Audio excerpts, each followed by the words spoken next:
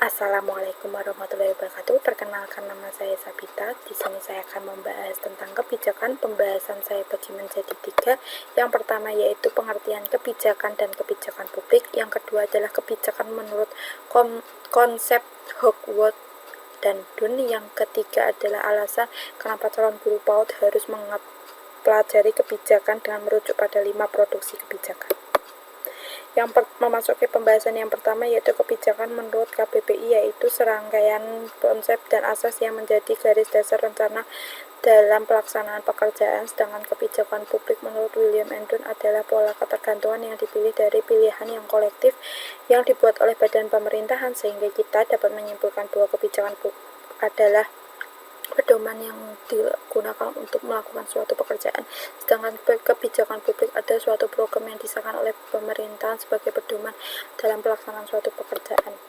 Konsep kebijakan menurut Hogwarts dan Dunn, yang pertama adalah bidang kegiatan, yaitu kebijakan pendidikan. Yang kedua adalah tujuan umum atau keinginan negara secara umum, di mana setiap warga negaranya dapat menempuh pendidikan. Yang ketiga adalah usulan atau proposal spesifik. Saya memberi contoh seperti menggratiskan pendidikan, menyamaratakan fasilitas sekolah, dan lain-lain.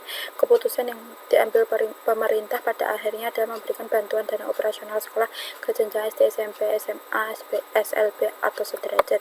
Berikutnya adalah pemberian otorasi. Pemerintah akan mengirim dana langsung kepada pihak sekolah. Programnya berupa dana BOS. Outputnya adalah peningkatan besaran dana yang diberikan kepada sekolah pada tahun-tahun tertentu disesuaikan dengan kebutuhan yang telah diperkirakan. Dampak atau hasil positifnya adalah semakin banyak murid yang bisa mengenyam pendidikan dasar, sedangkan negatifnya masih adanya penyelewengan alokasi dana. Berikutnya ada teori asumsinya. Apabila alokasi dana BOS dilakukan dengan bijak, maka jumlah anak putus sekolah akan berkurang. Prosesnya itu tahun 2005 adanya kenaikan BBM, kemudian pemerintah mengurangi subsidi BBM, dan dana subsidi BBM itu dipindah alokasikan ke berbagai bidang, salah satunya bidang. Berikutnya adalah mengapa calon guru PAUD perlu mempelajari kebijakan dengan merujuk pada 5 tahap produksi kebijakan. Saya menyimpulkan bahwa bisa jadi di masa depan kita adalah orang yang akan merumuskan kebijakan, maka kita perlu mempelajarinya sejak dini untuk mengetahui kurang lebihnya suatu kebijakan dan bagaimana cara merumuskan kebijakan dengan baik dan benar, sehingga kita dapat mengambil keputusan dengan baik. Sekian dari saya. Wassalamualaikum warahmatullahi wabarakatuh. See you later.